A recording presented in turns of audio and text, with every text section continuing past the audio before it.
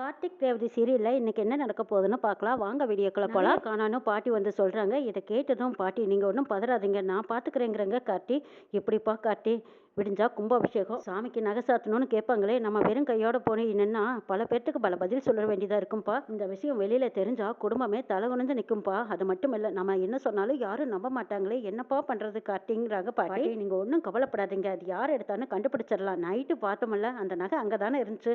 அந்த விடியறதுக்குள்ளேயே யாரும் எடுத்திருக்காங்க யாருன்னு கண்டுபிடிச்சிடலாம். ரொம்ப தூரம் திருட போயிருக்க மாட்டேன் இங்கதான் எங்கேயாவது சுத்திட்டு இருப்பா நான் கண்டுபிடிச்சிடுறேன் நீங்க கவலைப்படாதீங்கிறாங்க. எப்படிப்பா யார் எடுத்தாங்கன்னு எப்படி கண்டுபிடிக்கிறதுங்கிறாங்க பாட்டி. மயிலையெல்லாம் நல்லா தேடி பாருங்கன்னு கார்த்தி மயிலை இவங்க எல்லாரும் தேடிக்கிட்டு இருக்காங்க.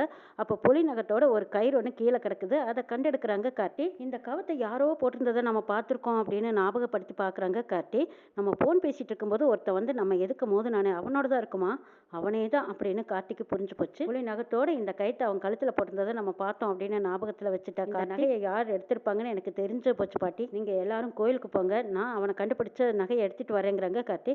கார்த்தி எந்த ஒரு அசம்பாவிதம் நடந்துடக்கூடாதுப்பா நீ பார்த்து பத்திரமா பார்த்து போயிட்டு வாங்குறாங்க பாட்டி. நீங்கள் ஒன்றும் கவலைப்படாதீங்க பாட்டி எல்லாம் நான் பார்த்துக்கிறேங்கிறாங்க. கார்த்தி கோயிலுக்கு எல்லாத்தையும் அனுப்பி வச்சுட்டு அவங்க அந்த கோபுரத்தில் ஏறி பார்க்குறாங்க. பைனாக்குலர் வச்சு பார்க்குறாங்க. அங்கே பார்க்கும்போது திருடனும் அங்கே தான் சுற்றிட்டு இருக்கான். அங்கே விருமனோட சகல இன்ஸ்பெக்டர் இவங்க கிட்ட பேசிட்டு இருக்கிறத பார்த்துடுறாங்க கார்த்தி. ஓஹோ இதுக்கெல்லாம் பின்னாடி இந்த விருமனும் இன்ஸ்பெக்டர் தான் இருக்காங்களா. அப்போ இவனை கையும் களவுமா பிடிச்சா அந்த இன்ஸ்பெக்டரும் விருமனும் சிக்குவாங்கன்னு நினச்சிட்டு கார்த்தி உடனே நேராக திருடனை பிடிக்கிறதுக்காக போகிறாங்க. இவங்கெல்லாம் எங்கெங்கே போகிறாங்கன்னு பார்க்கறதுக்காகவே மயில் வாகனம் அங்கே மாடியில் இருந்துக்கிட்டு அவங்க ஃபோன் கான்டாக்டில் இருக்காங்க. கார்த்தியும் அந்த ஃபோன் கால் வச்சுக்கிட்டே அவங்க அப்படியே அந்த திருடனை பிடிக்கிறதுக்கு போயிட்டு இருக்காங்க. அவங்களும் அங்கங்கே பதுங்கி போய்கிட்டு இருக்காங்க. யாருக்கு நிலையும் பட்டுடாமல் அந்த நகையை கொண்டு பாதுகாப்பாக வைக்கணும்ட்டு அந்த விருமன் அந்த நகையை எடுத்துகிட்டு போகிறாங்க. கூடவே இன்ஸ்பெக்டரும் போய்கிட்டு இருக்கிறாரு. திருட அந்த நகையை கொடுத்துட்டு அவன் தேவையான பணத்தை விருமன் கிட்ட வாங்கிக்கிட்டு வந்துகிட்டு இருக்காங்க. கார்த்திக் கரெக்டா அந்த பச்சை கலர் ஷர்ட் போட்ட அந்த திருடனை கையும் களவுமா பிடிச்சிடுறாங்க. பிடிச்சதும் 2 அடி வைக்கிறாங்க. அடிச்சதும் ஏன் சார் என்ன எதுக்கு அடிக்கிறீங்கன்னு கேட்குறாங்க. ஆமா நீ திருடின நகையை எங்கேன்னு கேட்குறாங்க. எது நான் திருடுனா என்ன சார் வளர்றீங்க எனக்கு எதுக்கு இப்படி திருட்டு பட்டம் கொடுக்குறீங்க நான் ஒன்றும் நகையெல்லாம் பார்க்கலைங்கிறாங்க. பொய் சொல்லாதடா கேமராவில் எல்லாம் நான் பார்த்துட்டு தான் வந்திருக்கேன்னு சொல்கிறாங்க. இதை கேட்டதும் அந்த ஆள் 5 நடுங்கிறாரு. அப்படியே குப்புன்னு வைக்குது. இல்லை சார் நானெல்லாம் அப்படியெல்லாம் திருடலைங்கிறாங்க. பொய் சொல்லாத திரும்ப திரும்ப பொய் சொன்னேன் தோலை உரிச்சு தொங்கட்டுருவேன்னு கார்த்தி அடிக்கிறதுக்கு போகிறாங்க. அடிக்கி பயந்துக்கிட்டு சார் சொல்லிடுறேன் சார் விருமன் தான் என்ன அதை நகையை எடுத்து கொடுக்க சொன்னார். அந்த நகைக்கு எனக்கு எந்த சம்மந்தம் இல்லை. அவர் கொடுத்த பணத்துக்கு ஆசைப்பட்டு தான் நான் இப்படி ஒரு காரியத்தை பண்ணிட்டேங்கிறாங்க. இதை கேட்ட கார்த்தி விருமனை இன்ஸ்பெக்டரும் இப்போ எங்கே போயிருக்காங்கன்னு கேட்குறாங்க.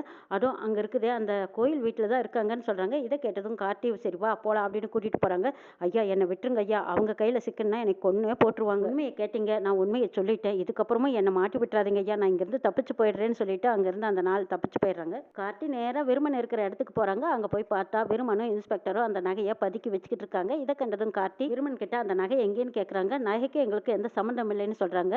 நீ இப்படி கேட்டால் பதில் சொல்ல மாட்டேன்னு சொல்லிட்டு விருமனையும் இன்ஸ்பெக்டரையும் அடிச்சு நொறுக்கி தள்ளிட்டு அங்கே இருந்த நகையை எடுத்துக்கிட்டு வந்துடுறாங்க. வந்து கோயில் கும்பாபிஷேகம் நடக்கிற இடத்துக்கு வராங்க. அங்கே சாமுண்டீஸ்வரி சந்திரா இவங்க எல்லாரும் இருக்காங்க. சந்திரா கார்த்தியை பார்த்துட்டு ஒரு தோரணையாக பார்த்துட்டு இருக்காங்க. என்னடா இது இந்த அம்மா இருக்கு நம்மளை இப்படி பார்க்குதேன்னு பார்க்குறாங்க. கார்த்தி நல்ல நேரம் முடியறதுக்குள்ளையா நம்ம சாமியோட நகையெல்லாம் சாத்தணும் நகையை கொண்டு வந்திருக்கீங்களாமா அப்படின்னு கேட்கவும் பாட்டி கார்த்தியை பார்க்குறாங்க. கார்த்தி இந்தாங்க பாட்டி நகையை கொடுங்கங்கிறாங்க. அப்பாடா என் பேரை எப்படியோ நகையை கொண்டு வந்துட்டா. ஐயா கார்த்தி நல்ல சமயத்தில் நகையை கொண்டு வந்தப்பா அந்த முருகன் நம்மளை கைவிடலை அப்படின்னு சொல்கிறாங்க. இந்தாங்க பாட்டி நகையை அம்மனுக்கு சாத்துங்கன்னு சொல்லி நகையை கொடுக்குறாங்க. பாட்டியும் சந்தோஷமாக வாங்கி அதை சாமி கழுத்தில் போடுற கொடுக்குறாங்க. அப்போ தான் மறுபடியும் ஒரு ஃபோன் கால் வருது. கார்த்தி அதை அட்டன் பண்ணுறாங்க. அபிராமி அம்மாவை கடத்தி வச்சுக்கிட்டு கார்த்திக்கு ஃபோன் பண்ணி சொல்கிறாங்க உங்கள் அம்மா எங்கள் கஸ்டடியில் இருக்காங்கன்னு சொல்கிறாங்க. இதை கேட்டதும் கார்த்தி அதிர்ச்சி ஆகுறாங்க. சந்திரா கார்த்தியை பார்த்து சிரிச்சிட்டு இருக்காங்க. அப்போ கார்த்திக்கு புரிஞ்சு போச்சு இதெல்லாம் சந்திராவோட வேலை தானே. ஐயோ அம்மா இப்போ யார் பிடியிலேயே சிக்கிட்டாங்களே நான் தான் அம்மாவை வெளியிலேயே வர வேண்டாம்னு சொன்னேன். அம்மா எப்படி இருந்தும் வெளியில் வந்துட்டாங்களே என்னவா இருக்கும் எப்படி வந்திருப்பாங்க இவங்க பிடியில எப்படி சிக்கியிருப்பாங்கன்னு யோசிச்சுட்டு அம்மாவுக்கு ஃபோன் பண்ணலான்னு கார்த்தி ஃபோன் பண்ணுறாங்க. ரபடிங்க தான் அபிராமி அம்மாவோட ஃபோனை எடுக்கிறாங்க. கார்த்திக்கு புரிஞ்சு போச்சு அம்மா யார் கையிலேயே சிக்கிட்டாங்க கடத்தி வச்சுக்கிட்டு தான் ஃபோன் பண்ணுறாங்கன்னு சொல்லி உடனே அந்த நம்பருக்கு ட்ரேஸ் பண்ணி பார்க்குறாங்க. எந்த இடத்துல அபிராமி அம்மா இருக்காங்கன்னு கார்த்தி கண்டுபிடிச்சிடுறாங்க. பாட்டி வந்து சொல்கிறாங்க ஏப்பா கார்த்தி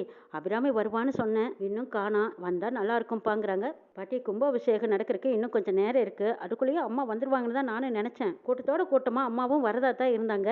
சரி இருங்க நான் போய் கூட்டிகிட்டு வரேன்னு சொல்லிட்டு கார்த்தி அங்கேருந்து நடந்தது எல்லாம் சொல்லாமல் பேசாமல் யாருக்கும் தெரியாமல் அங்கேருந்து போகிறாங்க. எப்படியோ சந்திரா கவனிச்சிடுறாங்க. சந்திராவும் பின்னாடியே போய் சிவனாண்டி கிட்ட சொல்கிறாங்க.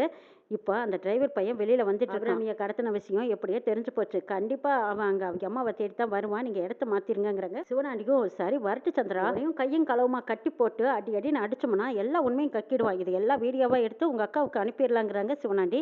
ஆஹா, இதுவும் நல்ல ஐடியாவாக தான் இருக்குங்க. எப்படியோ இந்த டிரைவர் பையில எங்கள் அக்காவுக்கு காட்டி கொடுத்தோம்னா போதும். இந்த கும்பாபிஷேகம் நடக்கிறதுக்கு இன்னும் கொஞ்சம் நேரம் தாங்க இருக்குது.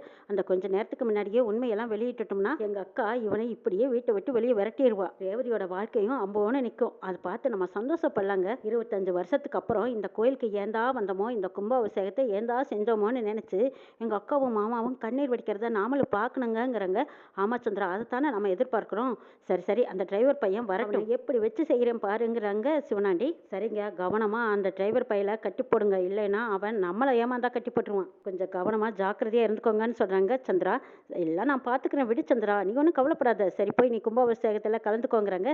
சரிங்க, நீங்களும் சீக்கிரம் வந்துருங்கன்னு சொல்லிட்டு போன வைக்கிறாங்க சந்திரா. சிவனாண்டி எப்படியோ திட்டம் போட்டபடி கார்த்தி வருவான்னு எதிர்பார்த்துட்டு இருக்காங்க. கார்த்தி தனியாலாம் வராமல் சரவணன் இன்ஸ்பெக்டரையும் கூட கூப்பிட்டுக்கிறாங்க. சப்போர்ட்டுக்கு வந்திருக்கிற சரவணன் வந்து அபிராமி அம்மா எங்கே இருக்காங்கன்னு அவங்களும் மப்டி போலீஸாக வந்திருக்காங்க. அபிராமி அம்மாவோட போனை ட்ரேஸ் பண்ணி பார்க்குறாங்க. அபிராமி அம்மா இருக்கிற இடத்த கண்டுபிடிச்சதும் அங்கே போலீஸ் எல்லாரும் சுற்றி வளைச்சு நிற்கிறாங்க. சிவனாண்டி கார்த்தி மாட்டுவார்னு எதிர்பார்க்குறாங்க. ஆனால் அந்த நேரம் பார்த்து அபிராமி அம்மாவை வெளியில் கொண்டு போகும்போது இன்ஸ்பெக்டர் போய் கையும் களமாக பிடிச்சிடுறாங்க. ரவடிங்க எல்லாரும் போலீஸை பார்த்ததும் பயந்து அலறி அடிச்சுட்டு ஓடிடுறாங்க. அந்த நேரத்தில் சிவனாண்டி வேற வழியே இல்லாமல் போலீஸ் கையில் சிக்கிட்டோன்னா பல வருஷம் கம்பி என்ன போட்டுருவாங்க, யாரு கண்ணிலையும் படாமல் நம்ம இங்கிருந்து தப்பிச்சிடலாம் அப்படின்னு சிவனாண்டு முத்துவேலும் அங்கிருந்து தப்பிச்சிடுறாங்க. கார்த்தி எப்படியோ ஒரு வழியா அபிராமி அம்மாவை காப்பாற்றி கூட்டிட்டு வராங்க. அபிராமி அம்மாவுக்கு மயக்கம் தெரிஞ்சதும் கார்த்தி நல்ல வேலை, நல்ல நேரத்தில் என்னை வந்து காப்பாற்றினீங்கிறாங்க. அம்மா, நீங்கள் எப்படி இவங்க கையில் சிக்கினீங்கன்னு கேட்குறாங்க. அது ஏன்பா கேட்குற, பாட்டியோட குரலில் பேசி என்னை ஏமாற்றிட்டாங்கப்பா, உனக்கு அடிபட்டுருச்சுன்னு சொன்னாங்க, உனக்கு எதுவும் இல்லையில்லன்னு கேட்குறாங்க அபிராமி. அம்மா, எனக்கெல்லாம் எதுவும் இல்லை. அப்படி சொல்கிறதா இருந்தால் பாட்டியோட ஃபோனில் தானே கூப்பிடுவாங்க, நீங்கள் எப்படி இப்படி நம்பி ஏமாந்தீங்கிறாங்க. அதான்ப்பா, என்னை நம்ப வச்சு ஏமாற்றிட்டாங்க, உனக்கு என்னாச்சோ ஏதாச்சோன்னு சொல்லி பதறி அடிச்சுக்கிட்டு ஓடி வந்தேன். அந்த நேரம் பார்த்து என்னை காரை குறுக்காட்டி மயக்க மருந்து கொடுத்து என்னை கடத்திக்கிட்டு வந்து இப்படி கட்டி போட்டுட்டாங்கப்பா. நல்ல வேலை, கரெக்டான நேரத்தில் நீயும் சரவண தம்பியும் வந்து காப்பாற்றினீங்கன்னு சொல்கிறாங்க அபிராமி. சரிம்மா, வந்ததே வந்தீங்க, சரி வாங்க கும்பாபிஷேகத்துக்கு போகலாமா, குடும்பமே எல்லாரும் வந்திருக்காங்க, ஆனால் யார் கண்ணிலையும் நீங்கள் பற்றாதீங்கன்னு சொல்கிறாங்க. சரிப்பா, நான் யார் கண்ணிலையும் படமாட்டேன், யாருக்குன்னு தெரியாமல் நானும் ஓரமாக நின்று பார்த்துட்டு வந்துடுறேன்ப்பாங்கிறாங்க. சரி, உங்கள் ஆசையை ஏன் கெடுப்பானேன்னு சொல்லிட்டு அபிராமி அம்மாவை கூட்டிகிட்டு போகிறாங்க. அங்கே சரவணன், சரி கார்த்தி நீங்கள் பாருங்கன்னு நான் கிளம்புறேங்கிறாங்க. நீங்கள் செஞ்ச உதவிக்கு நன்றி சொல்லிட்டு சரவணனை அனுப்பி வைக்கிறாங்க. கார்த்தி அபிராமியை கூட்டிகிட்டு கும்பாபிஷேகத்துக்கு வந்திருக்காங்க. கும்பாபிஷேகத்தில் அபிராமி அம்மாவும் ஒரு ஓரமாக அப்படியே தலைக்கு முக்காட்டை போட்டு நின்றுட்டு இருக்கிறாங்க. கார்த்தி கேஷுவலா வந்து நிக்கிறத பார்த்த சந்திரா அதிர்ச்சி அடைகிறாங்க. என்னடா இது, இவன் வெளியே போனா திரும்ப இங்க வந்து நிக்கிறானே. சரி, சிவனாண்டிக்கு என்னாச்சுன்னு ஃபோன் பண்ணி கேட்கலான்னு சந்திரா சிவனாண்டிக்கு ஃபோன் பண்றாங்க. சந்திரா, அது ஏன் கேட்குற, நான் தப்பிச்சு வந்ததே பெரிய விஷயம் சந்திரா.